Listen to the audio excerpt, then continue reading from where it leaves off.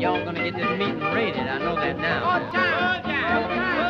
Then you ought to yell. Brother Mac. Hi, I'm Bobby White, and welcome to Chick-ta-boom, Swing 101. And this is our first video series, Solo Jazz. Now, you may be asking yourself, why are we doing a series on solo jazz as the first one when there's so many other great swing dances like Lindy Hop, 6-count swing, Balboa, collegiate shag that we could be doing?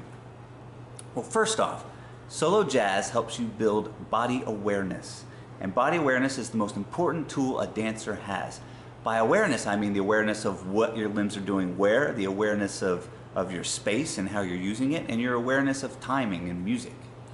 Second of all, the better a solo dancer you are, in many ways, the better a partnership dancer you can be. So all those things that you work on in your solo jazz dancing, like turning technique, like rhythm, like posture, like using the floor, all of those things will help make you a better partnership dancer. And then finally, solo jazz is something you can practice alone, by yourself, if you have no one else to work with, if you have nothing else to do, if you're bored out of your mind, and you're like, how many times can you watch Firefly? Quite a lot, actually.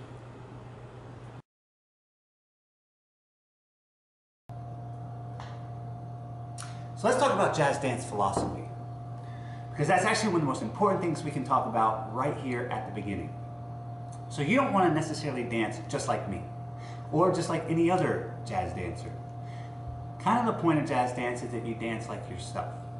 Now, even though it can be really fun and satisfying to be able to imitate other dancers and to be able to do what they do, you don't want that to be the whole picture for you. You want to take those influences and put them together with your own inventions to make up your own voice. Now, this is exactly what a jazz musician does when they go and play, and so it's very nice and fitting for jazz dancing that we do the same. So, in order to help make this happen, every time we teach a step here, we're going to try really hard to make sure you have plenty of variations and plenty of ideas of ways that you can change that step. We're also going to always encourage that you go off and make up your own. The next principle I want to talk to you about is always strive to listen to the music. You could be a jazz dancer with incredible moves and amazing movements, but if you don't do them to the music, then they're just that, stuff. It's not dancing. Imagine a jazz musician who goes out there on stage and plays a really wicked solo or incredible licks, but is really inappropriate for the mood of the song, or is out of tune with the rest of the musicians. Then you get a sense of what it's like when a jazz dancer just goes out and does possibly amazing stuff, not to the music. So listen to the music, and sooner or later, it will probably start telling you exactly what to do.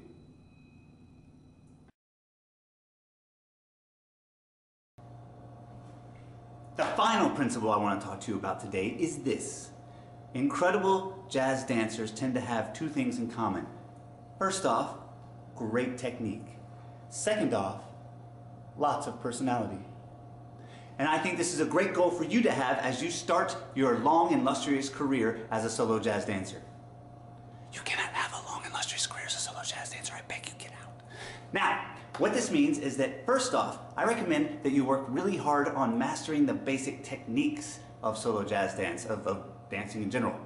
Second of all, once you start to master them, start to play around, be creative, let yourself go. Try doing things and see what happens without worrying about the results. And I think that you'll find that your technique and your creativity will start to work together to produce a fantastic solo jazz experience, which is what we want.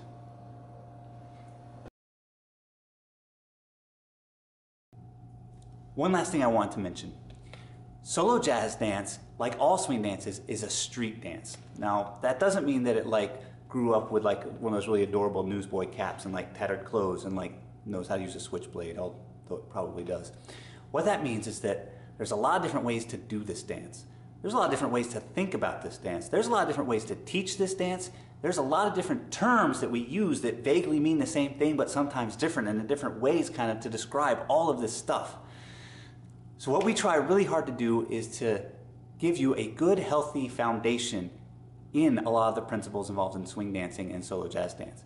They're not necessarily all the ways to look at it. So there are other options open to you if you go through this material and find that you're not quite finding what you're looking for. So remember, 1, choose your own adventure. 2, always strive to listen to the music. And 3, technique and personality together are what make for an incredible solo jazz experience.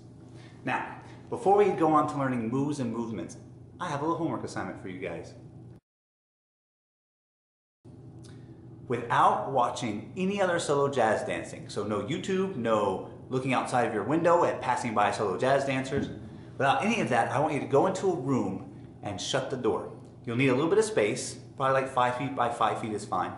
And I want you to put on a few songs from the 1920s to the 1940s. You can go on YouTube and just look up Louis Armstrong or Benny Goodman or any of your favorite swing greats, and oftentimes they'll have the year of that song. So between the 1920s and the 1940s, I want you to put on a solo jazz song, and I want you to just start moving. Just start seeing what happens. Nothing may happen. Something may happen. But at the very beginning, it will help you reinforce what do you want to do.